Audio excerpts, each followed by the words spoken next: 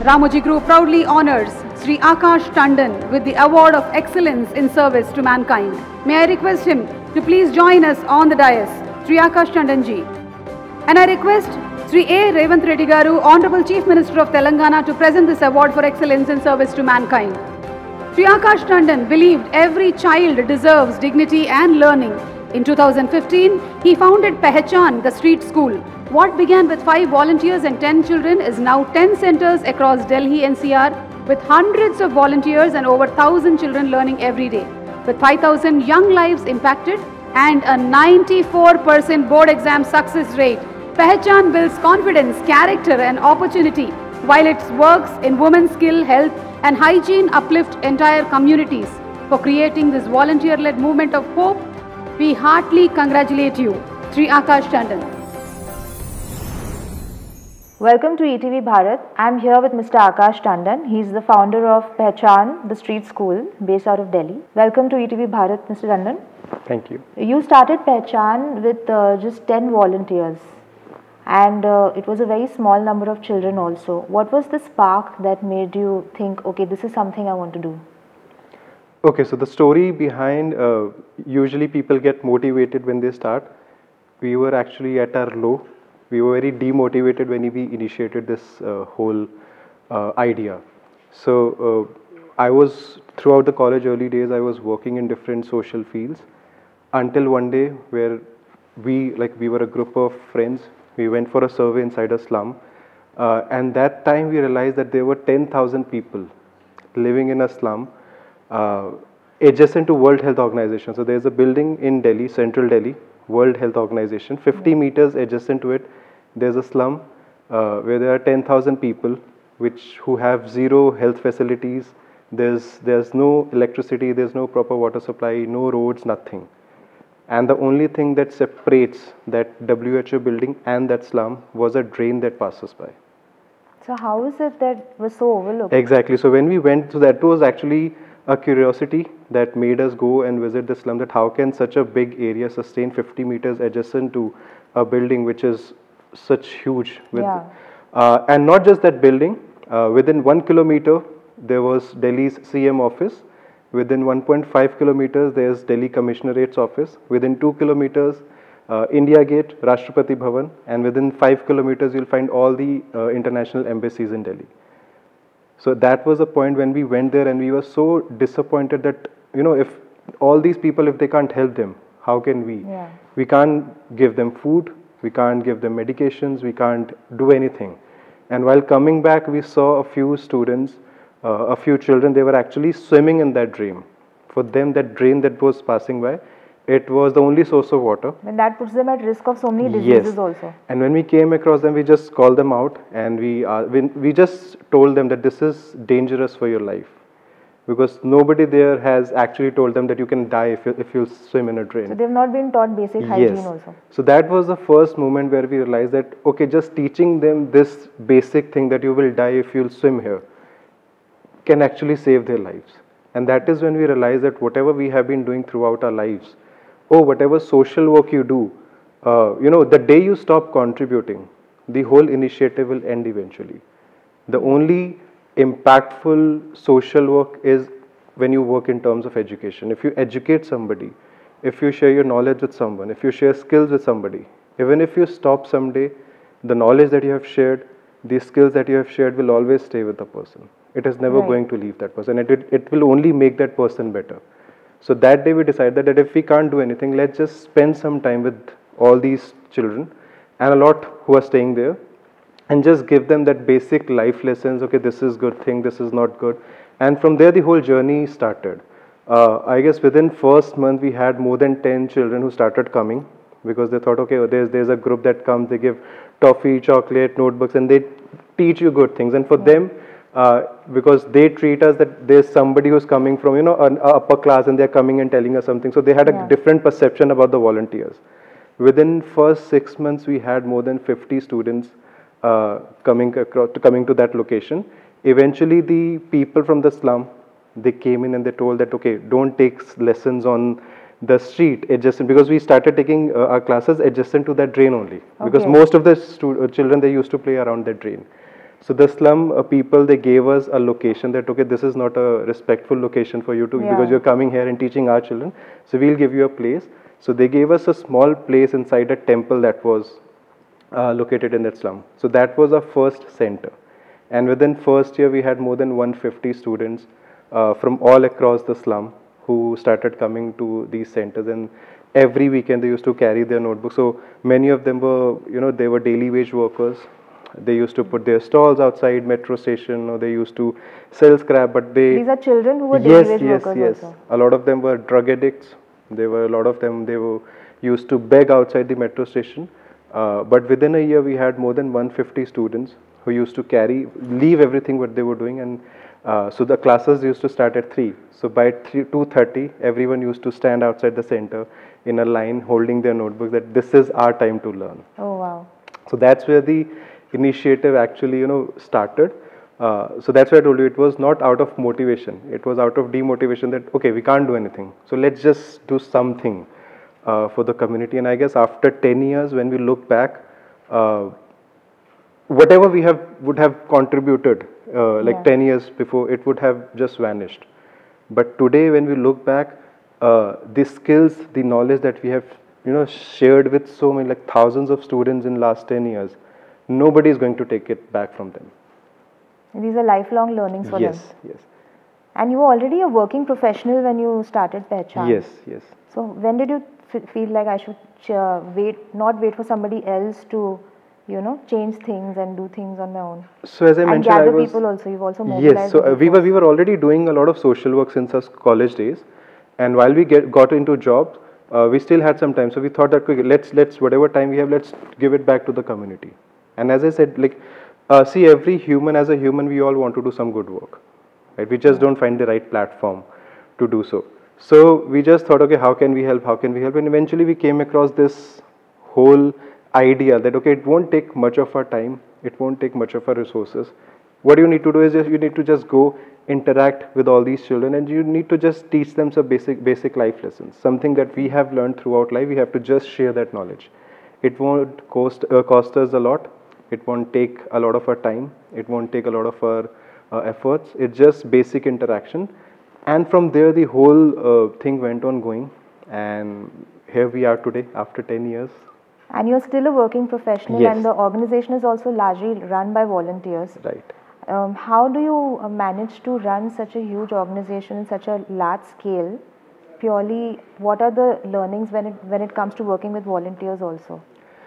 See, first is, since it's a completely volunteer-based organization, we don't pay our volunteers.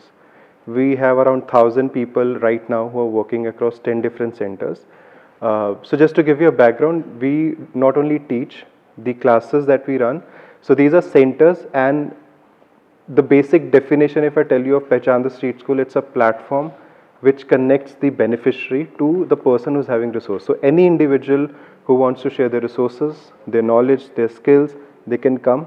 There's no verification, there's no background check, there are no restrictions. Anybody, whatever you are good with arts, you're good with science, you're good with maths, you're good with English, come teach your subject.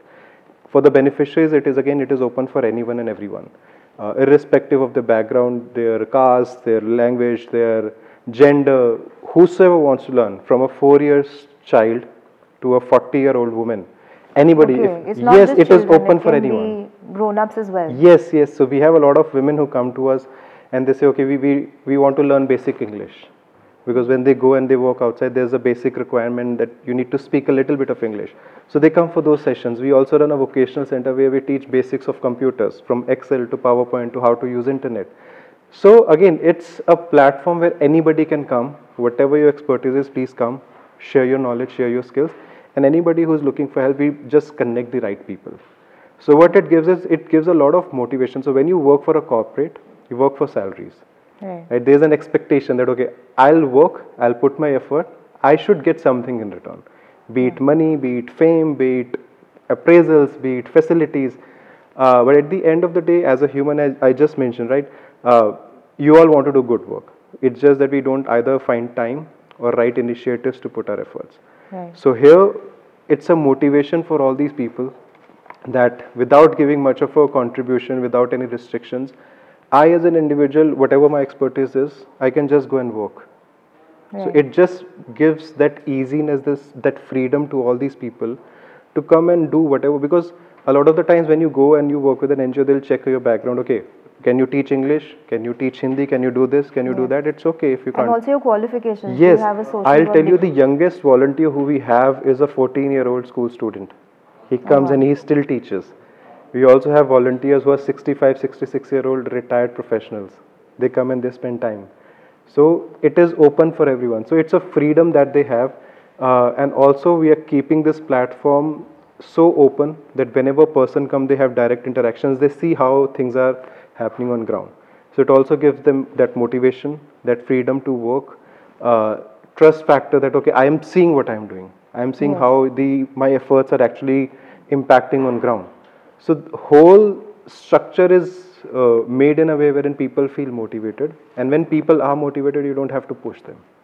It automatically scales. People refer, because we have been working for 10 years, there are so many people who are now referring their younger sisters, brothers, their parents. Okay, you are free, please go and work, because I have worked, I know how they work. So you've also said that education should help children create a life on their own terms. So could you share a success story? You've talked a lot about all the different things that people have learned. So I'm sure there must be many success stories also. So if we talk about success stories, we can talk whole night. But the one best, which is very close to my heart, is the first student of when we initiated this. One of the students who were in the first batch, his name is Deepak. He joined when he was in 3rd class. He came to us and he kept on learning. I guess this is pre-COVID. One day I was just working at the center. I was having my laptop. He came to me and said, okay, what is this, bhaiya? I said, this is a laptop. He says, what is a laptop? I said, it's a portable computer that you can carry wherever you can go. So he says, okay, can I get one laptop? And I very casually mentioned that, okay, whenever you will pass your 12th class, I'll gift you a laptop. That was around 2017, 2018. Okay. Last year, this student, he appeared for his 12th exams. Just imagine a student coming from a background, no coaching, no tuitions. He is the first in his entire family to appear for a 12th exam. He is the first in the entire slum to pass 12th exams. He got 86% in CBSE. Wow. Then we made him give his CUET exams. He cleared that. He got admission in Delhi University in the very first cutoff list. He is now in 2nd year. When his results came out, the first call he made was to me. He said, okay, bhaiya, I've got 86%. I told him, okay, go back, tell it to your parents. He called his father. His father's reaction was, hey, please don't disturb me while I'm working. Then he went back to his mother. He told his mother that, Mom, I got 86%. The reply that she gave was, okay, that's enough of studying. Now get back to work and start earning. Because, and even after when he cracked this Delhi University exams, we had to get back to his parents and we had to request them that please give him 3 more years. Because they were convinced by the whole society that if he goes to college, they won't be able to control him. Everybody around him is earning, just put him to work so that he can start earning. So it was so all these people, they're coming from such a background where education is treated as a privilege, that it is only for the privileged. You're not allowed to learn, you're not allowed to study. By the time you are an adult, go and start working, start earning. So this is, I guess this story is very close to my heart because I've seen that child from 3rd class to now he's in 2nd year. And the best part is now when he's in college, he comes to our centers and every weekend he's a volunteer. He's one of the volunteers. He comes and he teaches everybody. He has now come full circle. Yes, he has now, because prior to him there were a lot of senior students and most of them they used to drop out by the time they were in 8th or 9th class. Now there are so many families. So families who were criticizing him and his family that why are you sending your child to college? This is not good for you. They are now sending their adults to children to the centers, giving his example that if he can do it, why can't you? And we now have so many students in 10th, 11th, 12th who are coming to our centers because they believe that if he can do it, why can't we? Yes. So he is now an inspiration to all the people, and thus just imagine the struggle. He is not struggling because he comes from a background where the family, is pushing you down, your society is pushing you down, you don't have resources. You don't have proper resources, you don't have proper guidance. It's just a few volunteers are trying to help you. You give your exams, now you are now in college, and imagine the struggle. The first time you enter in a college, the kind of competition you face. Yes. And still that student is now, he is very actively learning. He has just cleared his first year exam, he's in second year. He is an inspiration to all the people, And including he's a cycle breaker in his family Yes. also. In the among entire generations. community where they stay. Now, to have such impact, in this day and age, there's so much social media buzz. Everybody has a short attention span. Even charities are driven by celebrity faces. Right. So, how do you keep the focus on Pehchan for the long run? How do you create impact?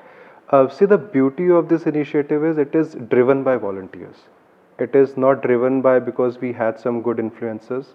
It is not driven by because we have invested a lot of money. It is not driven by that because we are generating some revenue. It is an option for volunteers. Hey, you want to do social work, we are giving you the best platform to work. Come work. So when you get the right platform, and when you feel that satisfaction, that motivation, you go and tell 10 people that, I'm working with this organization and these are my students. This is how wonderfully I'm working here. So more than influential thing, it is like a word of mouth. It is the references that we are getting. And obviously it is because of the volunteering work. We don't have to push people to work. People come and they push themselves because that is their motivation. That is what they always wanted to do. There are, I guess, more than 1 lakh NGOs in India, but there are very few where you genuinely find your satisfaction, where you go and you actually feel that, okay, now I'm working in at a place which genuinely is helping people consistently, and because when people come to us, they have seen how we manage things. 10 years, it's apart from the 1 year of COVID, we haven't taken any break. Classes, centers, students, every student has an ID card. So it is not like we randomly go to slums and we pick 10 people and we start teaching just because we have to post some pictures. Every student has an ID card, we have our own curriculum, there's an attendance structure, there's a proper volunteer training. So everything is tracked, everything is monitored, and when you come on ground, when every time you have same set of students, more than a job, it becomes your responsibility. And also the kind of structure we have, unlike a school, we don't have 40-50 students to one teacher.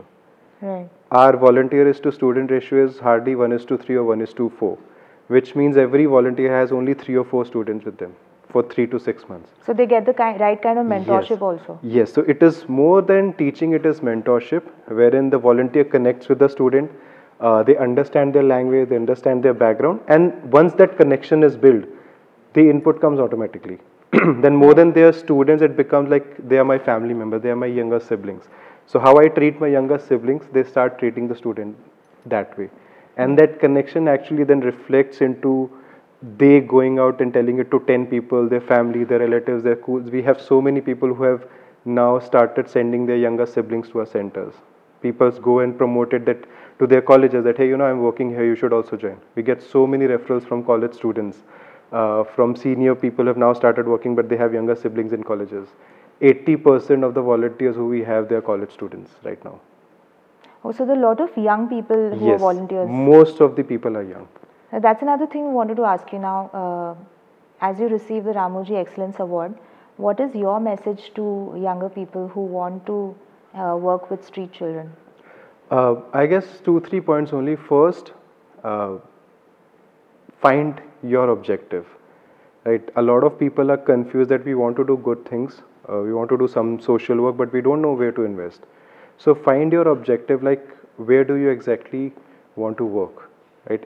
Like there are hundreds of social issues where you can work, but as I mentioned, education is the only thing that will sustain even if you start contributing. So whatever you're doing, whatever social work is of your interest, at least put some of your efforts in terms of educating somebody. Right? Even if you can't come on ground, it's okay. It is not always necessary that you have to work on a larger scale, that you have to work for thousands of people. Even if you work for one person, like there's a saying, each one teach one. Yes. So find people around you, whosoever it may be, educate at least one person in your life, because as an individual, you cannot change the world. People who say we can change the world, I don't trust them. And you cannot change the world, but yes, you can change the world for at least one person. So identify that very well person. Identify that person, whosoever it could be, your mates, children, your guard, your driver, anybody around you. Right? So start small. It's okay. If you can't work directly, contribute to the causes. Maybe just sponsor education. I can't work, but okay, I can pay the fee of a child. Yes. It's not much. So if we don't contribute in educating, again, we are, even if we have thousands of schools and colleges in India, the kind of education we are giving, there's a disparity, there's a lack of connection. Yes. So I guess It's everybody learning by rote, not Yes, as much yes. holistic. So however big buildings, however big developed countries you make, if your students are not educated properly, if your children, till the time we'll believe that education again is a privilege and it is only for the privileged, it will remain a problem. Right? We should make it a habit and also a belief that education is the basic right of everyone. And anyone, if you see around who is lacking this basic right, come forward and help them. That's how you'll make a better country, that's how you'll make a better society, and that's how you'll make a stronger community for yourself. And on that note, congratulations for winning the Ramoji Excellence Award. Thank you so much. And we wish you all the best with Pehchan. Thank you for joining us at ETV Bharat. Thank you.